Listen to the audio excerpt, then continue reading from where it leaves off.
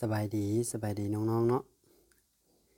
มาพบกับค่อยเช่นเก่าเช่นเคยกับการสอนภาษาอังกฤษระดับพื้นฐาน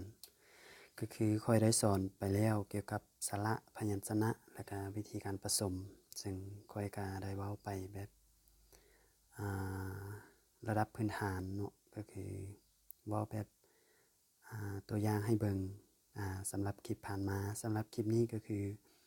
เราจะเริ่มเข้ามาเรียนเกี่ยวกับคำแทนนามหรือว่าเรียนอ่านพร้อมเนาะอันนี้ก็คืออยากให้ทุกคนเข้าใจแล้วก็ภาษาอังกฤษถ้าหากเราเข้าใจอันใดเป็นสระอันใดเป็นพยัญชนะเราจะสามารถอ่านหลังจากที่เราอ่านได้เราจะเกิดมีความมักในภาษาอังกฤษทันทีเลยเนาะสำหรับมื้อนี้เราจะมาเรียนเกี่ยวกับคำแทนนามก็คือดังที่เว้าไปหั้นก็คืออยากให้ทุกคนรู้ว่าคำแทนนามแม่นหยังคำแทนนามก็คือเจ้าค่อยเรามันพวกเขาพวกเฮาสิแหละประมาณนี้เนาะคำแทนนามต่อมาในภาษาอังกฤษมันจะมีน้องๆสังเกตเห็นเนาะสังเกตเห็นว่ามันจะมีI เนาะI you he she it แล้วก็ we they เนาะอันนี้เรามาเบิ่งตัว I ก่อนตัว I แปลว่าหยังเนาะ I ตัว I อันนี้พิมพ์ใหญ่พิมพ์น้อยเนาะอันนี้เนาะ I แปลว่าตัวนี้เลยค่อยเนาะ I แปลว่าค่อยโทษเลย I แปลว่าค่อย I แปลว่าค่อยฉะนั้นภาษาอังกฤษเวลาเราอยากเขียนว่าค่อยI แปลว่าค่อยเนาะก็คือค่อยอยู่ลุมนี้เรายกตัวอย่างมาก็คือภาษาอังกฤษเราอยากว่าค่อยไปโรงเรียนค่อยกินข้าวค่อยฮักเจ้าค่อยต่างๆเนาะที่ใส่คำว่าค่อยตัวอย่างคำว่าค่อยไปโรงเรียนเนาะภาษาอังกฤษเด้ตัวอย่างค่อยเนาะก็คือ I ภาษาอังกฤษแปลว่าค่อยเนาะค่อยแปลว่าค่อยฉะนั้นเอามาเบิ่งในประโยคนี้ก็คือค่อยไปโรงเรียนภาษาอังกฤษจะว่าเท่าใด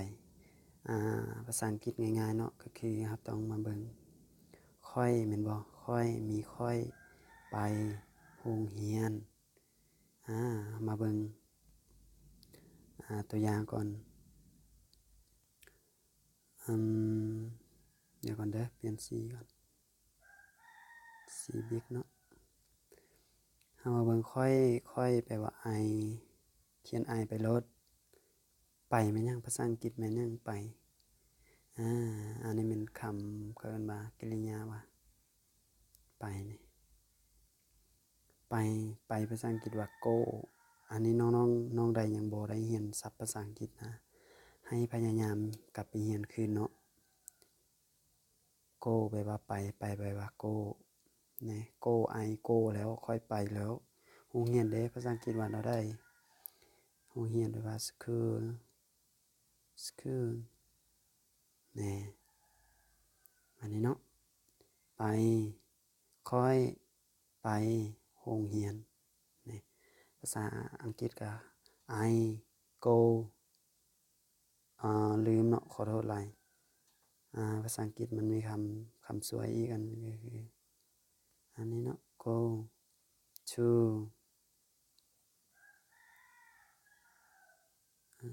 เดี๋ยวน้องจะงงเลย to เขียนอยู่ลุมเด้อ to school เนาะ I แปลว่าค่อย go ไปนี่ก็คือ go to นี่มัน โรงเรียนเนาะ school school school school เลยเขียนว่า school เลย school อันนี้อ่านว่า to เด้ออันนี้อ่านว่า to อันนี้อ่านว่า go อันนี้ก็ I เลยเด้อ I go to school เนาะ I go to school เอาต่อมาเรามาเบิ่งคำศัพท์ต่อมาแปลว่าค่อยเนาะต่อมาเบิ่ง you เนาะ you แปลว่าเจ้าแม่นบ่เจ้าฉะนั้นเรามาเขียนคำว่าเจ้าภาษาอังกฤษว่าได้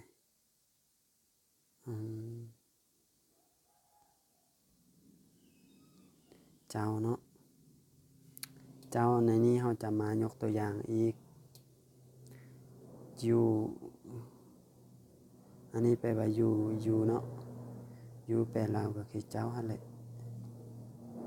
เจ้าเราลองสร้างประโยคเบิ่งตัวอย่างประโยคนี้เลยเจ้า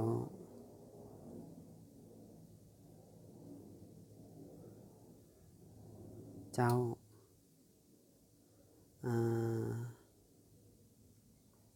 เจ้าไปยังเอาบ่เจ้าไปยังเนาะอันนี้ประโยคคำถามเด้อเจ้าไปยังภาษาอังกฤษที่บ้านเอาได้เจ้าเนาะ you แม่นเจ้าอ่านว่า you เด้อ you แปลว่าเจ้าย้อนนางจึงอ่านว่า you เนาะก็คือมาขอลบนี้ออกก่อนจะมาอธิบายคำว่าอ่านคำว่า you เนาะ you ย้อนหยังเนาะอันนี้ตัว y นี่เป็นตัวยอแล้วก็ o u เป็นสระอูเนาะ o u เป็นสระอูฉะนั้นเราจึงอ่านว่า you ไปเลยอ่านว่า you เลยเนาะบ่มีแม่เอก you โอเคเข้าใจเนาะ you เนาะเข้ามาอันนี้สร้างประโยคตัวนี้ประโยคคำถามเจ้าไปยังเนาะเจ้าไปยังภาษาอังกฤษว่าเนาะได้เจ้าไปยังเอาภาษาอังกฤษเจ้าไปยัง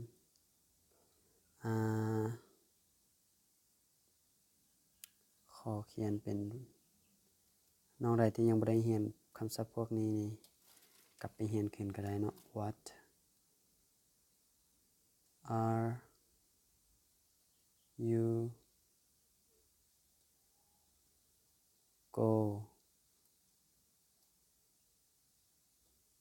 going to เนาะอันนี้คือเจ้าไปยังแปลภาษาอังกฤษเบิ่งยังเจ้าแม่นกำลังไปความหมายก็คือเจ้าไปยังนั่นแหละเนาะอันนี้เจ้ากำลังไปยังแต่ว่าภาษาลาวเฮาปกติเฮาเห็นกันก็จะถามแล้วเนาะว่าเจ้าไปยังเจ้ากำลังไปยังก็ความหมายเดียวกันเนาะเจ้าไปยังเจ้ากำลังไปยังอันนี้ภาษาอังกฤษก็ What are you going to What are you going to Hey What are you going to ประมาณนี้เนาะ What จะมาอธิบายคำอ่านตัว A ที่นี่เป็นสระออดเนาะสระออดแล้ว WH นี่เป็นตัว วก็อ่านว่า what RE เป็น RAERE นี่เป็น R เลยเด้อเขาอ่านว่า R เลย R ออกเสียงหันลิ้นนิ่ง R อันนี้มัน U อันนี้มัน go เนาะ go แต่ว่า ing ดังล่างนี้มันเขาจะอ่านควบเลยing ing ตัว o นี่เป็นตัว o เลย ing อันนี้ ing มันสระอิงเนาะ ing ก็อ่านว่า going อันนี้ก็ to going to เนาะ what อันนี้ขอลบแล้วก่อนเนาะWhat are you going to What are you going to ก็แปลแล้วว่าเจ้าไปยังหรือว่าเจ้ากำลังไปยังเนาะต่อมาเราเบิ่งคำศัพท์ต่อมาคำศัพท์ที่เกี่ยมไว้ก็คือคำศัพท์ตัวนี้ he เนาะ he อันนี้ตัวพิมพ์ใหญ่พิมพ์น้อย he แปลว่าเราผู้ชายจะมาเบิ่งนี่มายกตัวอย่างนำกันเราผู้ชายเนาะ he แปลว่าเราผู้ชายจดไว้เด้อถ้าบ่ทันแปลว่า he แปลว่าเราผู้ชายเนาะบ่ได้แปลความหมายเราเด้อ he นะต่อมาเฮามาเบิ่งตัวอย่างเนาะ he แปลว่าเราผู้ชายย้อนอยากจะอ่านไว้ he ซิเนาะมาเบิ่งนี่ก่อน h แปลว่าหอหรือว่าหอเนาะส่วน e แปลลาวก็สระเอกับสระอีเนาะฉะนั้นเราเลือกเอาตัวนี้อ่านว่า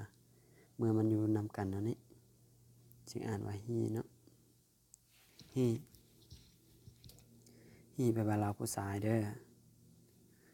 เฮามาเบิ่งประโยคเบิ่งเฮาลองยกตัวอย่างเบิ่งคำว่าลาวไปไสลาวไป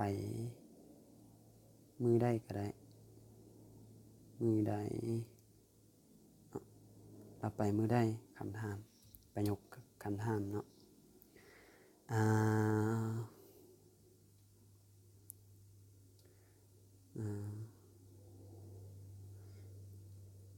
แม่นบ่เราไปมือใดมายกตัวอย่างเป็นภาษาอังกฤษเบิ่งลาวเนาะลาวผู้ชายได้นี่ความหมายเป็นลาวผู้ชายเห็นบ่ลาวผู้ชาย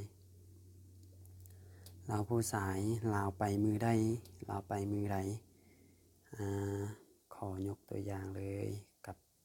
ภาษาอังกฤษก็คือภาษาอังกฤษเราสามารถเขียนได้ลักษณะหลากหลายรูปแบบที่เราค่อนข้างคล้ายคลึงกันความหมายมันคือเราไปมือใดก็เอายกตัวอย่างเนาะ when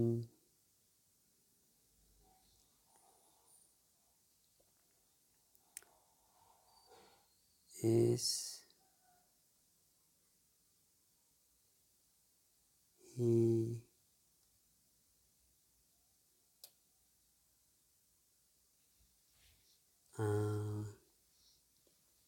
when is he เอาหน่อยได้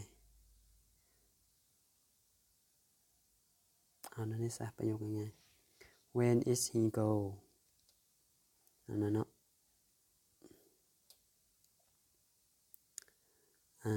when is he go ก็คือเอามาเบิ่ง when แปลว่าเมื่อใดหรือว่าตอนใดมือใดเนาะ when อันนี้อ่านว่า when เด้อ when is he go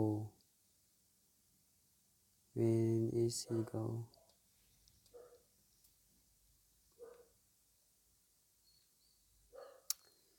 ถ้ามาเราไปมือได้เนาะเมื่อได้ที่เราไป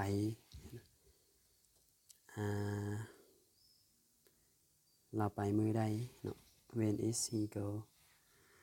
ประมาณนี้ภาษาอังกฤษก็ when is he go when is he go when is he go เราผู้ชายเนาะเราผู้ชาย he เด้อ he แปลว่าเราผู้ชาย go when is he go เราไปมือได้หรือว่าเมื่อได้เราไปประมาณนี้เนาะต่อมาเรามาเบิ่งคำศัพท์คำแทนนามต่อมาก็คือ she แปลว่าเราผู้หญิงเด้อ she แปลว่าเราผู้หญิง she ตัวนี้เนาะขอแยกเบิ่ง she แปลว่าเราผู้หญิงเนาะ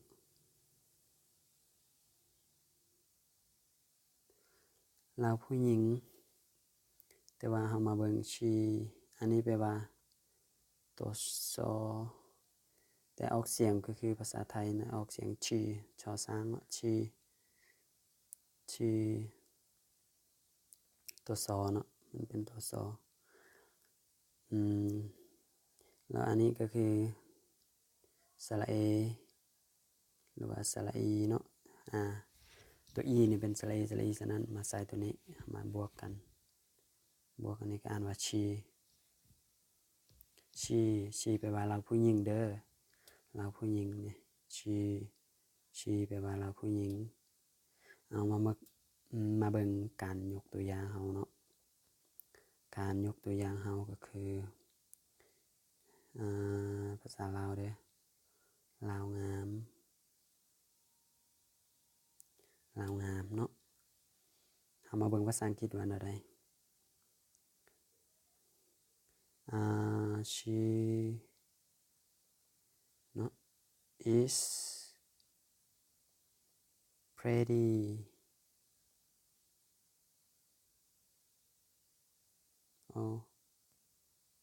บ่พอ she is pretty เนาะขอเลือกอันนี้ออกมาหน่อยนึงเนาะอย่าวางกันเด้องาม she is งามหรือว่า beautiful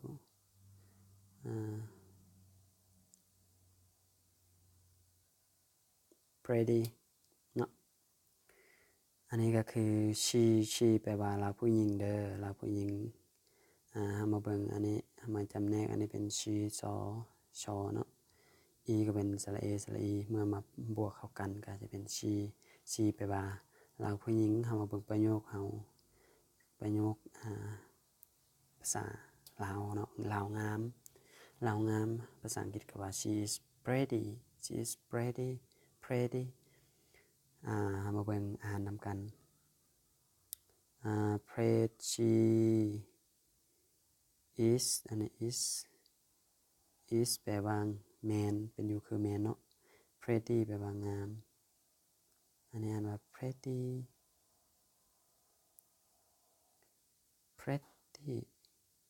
เนาะ pretty she is pretty เนาะแปลว่าเรางามตามตัวอย่างเลย she is pretty she is she is nice she is friendly เว้า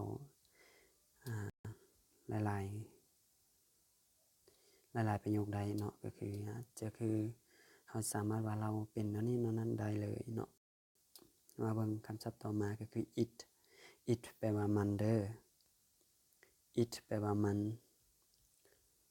มาเบิ่งมันเนาะมันอันนี้ใส่เฉพาะสัตว์วัตถุสิ่งของมันงามมันบ่ดีมันเป็นนั่นนี่นั้นเนาะอันนี้แปลว่ามัน it itอ่านว่า it เด้ออันนี้อ่านว่า it ออกเสียง t it เนาะมาเบิ่งตัวประโยคเบิ่ง it แปลว่ามันเนาะมันอันนี้ใส่วัตถุสิ่งของสัตว์สิ่งของวัตถุสิ่งของ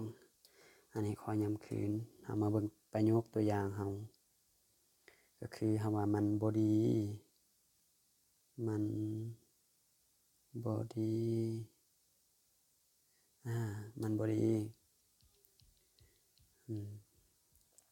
เฮาจะเว้าภาษาอังกฤษแนวใด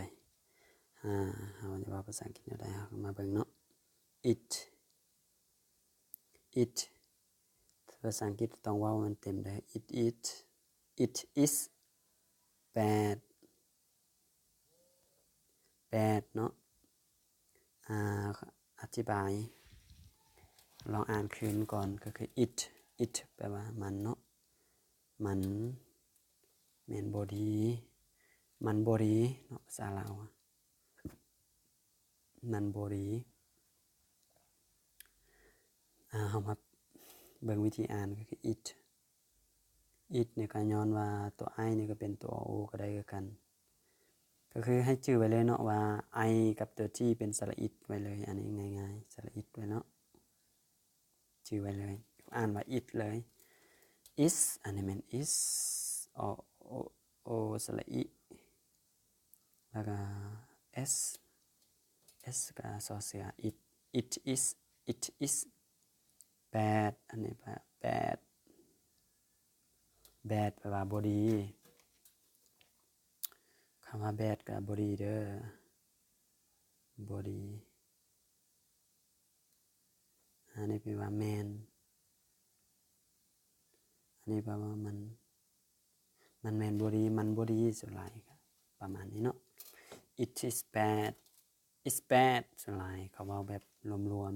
ๆเว้าไว้ก็คือ it's badเนาะ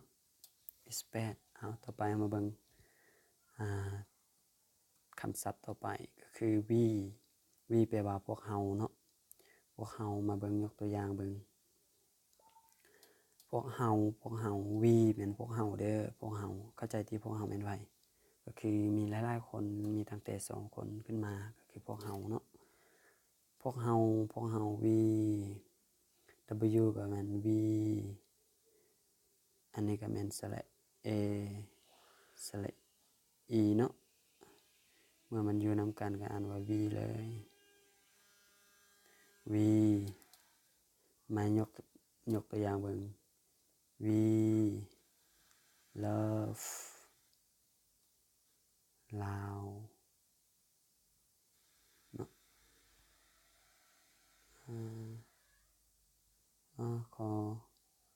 ขออนุญาตให้เขียนอยู่รูปมาด้วย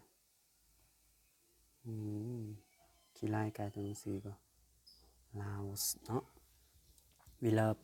we love Laos อันนี้ก็เฮา we love ลาวแปลว่าเนาะมาเบิ่งก็คือ we love ลาวแปลว่าพวกเฮาฮักประเทศลาวเนาะพวกเฮาฮักประเทศลาว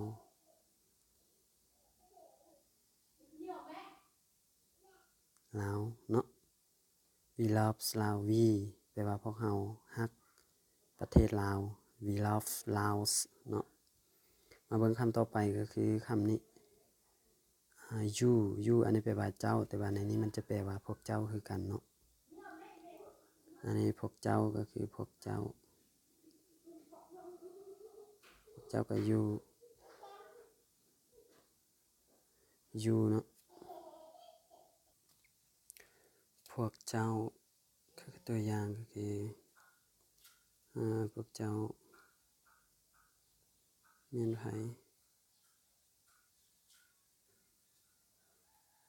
แม่นไผเนาะแม่นไผภาษาอังกฤษก็จะถามอะไรภาษาอังกฤษก็คือก็จะถามว่า who are you who are you ก็ถามว่าพวกเจ้าแม่นไผwho are you เนาะ who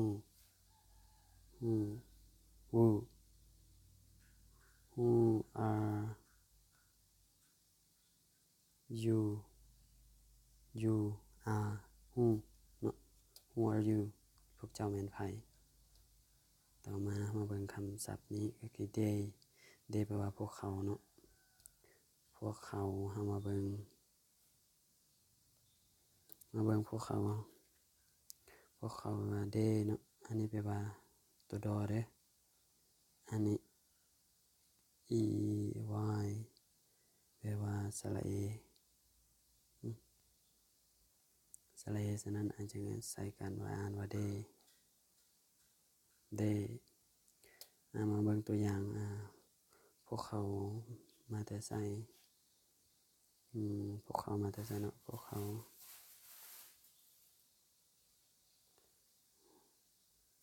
มาแต่ไสเนาะพวกเขามาแต่ไสภาษาอังกฤษก็ถามว่า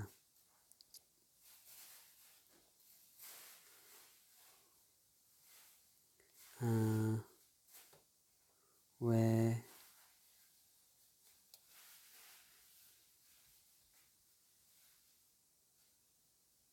do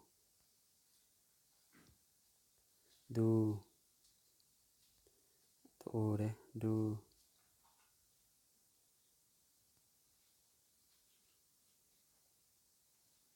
they from เนาะก็คือพวกเขามาแต่ไสภาษาอังกฤษก็ where do they from where do they from where do they from where do they from พวกเขามาแต่ไสเนาะอันนี้ก็คือขอสอนเพียงแต่สำนี้ก่อนเนาะคอมมายามคืนเนาะก็คืออันนี้ให้ชื่อเลยคือ I you he she it we they อันนี้แปลว่า I แปลว่าค่อย you แปลว่าเจ้า he แปลว่าเราผู้ชาย she แปลว่าเราผู้หญิง it แปลว่ามันใส่กับวัตถุสิ่งของสัตว์วัตถุสิ่งของเนาะ we แปลว่าพวกเรา they แปลว่าพวกเขาอันนี้ขอจบเพียงแต่สำนี้ก่อนเนาะเอาไว้เรียนนำการภายหลังในคลิปต่อไปสำหรับคลิปนี้สบายดี